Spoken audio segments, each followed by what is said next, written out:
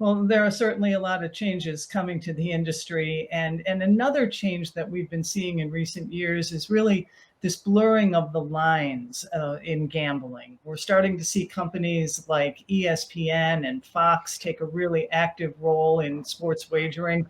The leagues are really vocal and starting to influence the sports wagering and where it's offered.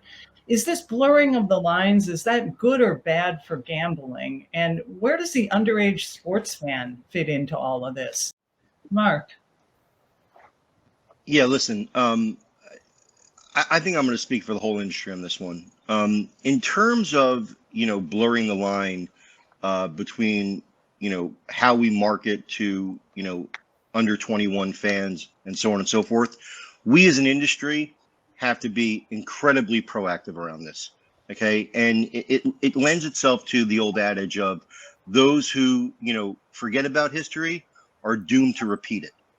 And if we don't, in the United States, take a look at what's happening right now with responsible gaming in the UK, okay, and the restrictions that are trying to be imposed by the UK Gaming Commission, okay, then we are going to fall in to a similar type situation somewhere down the line.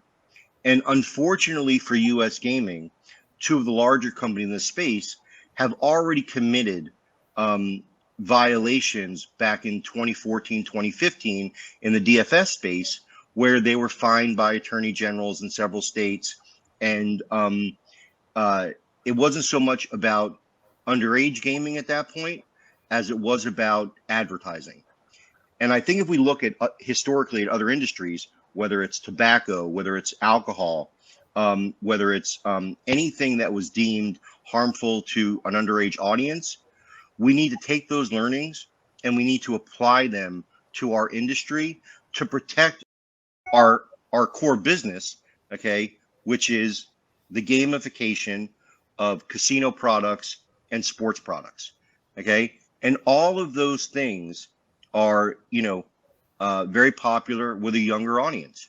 But you need to put the gates there, and we have them, as Yaniv and others have alluded to, with very strong KYC processes and very strong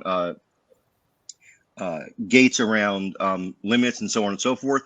But to Alex's point, there needs to be a delta somewhere in the middle that allows us to continue to grow our audience and grow our customer base, okay, without stepping on the toes of underage players and either giving them a bad experience where they never want to play on our sites, or crossing a line where a regulator says, hey, you know what, we're inundating the sports games too much with advertising, too many children are watching this, we need to come back and maybe only run them after 9 p.m. like we saw in other sectors historically.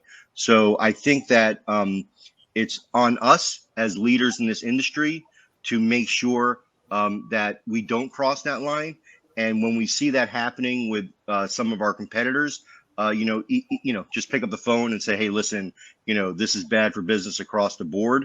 And we all need to be proactive on it.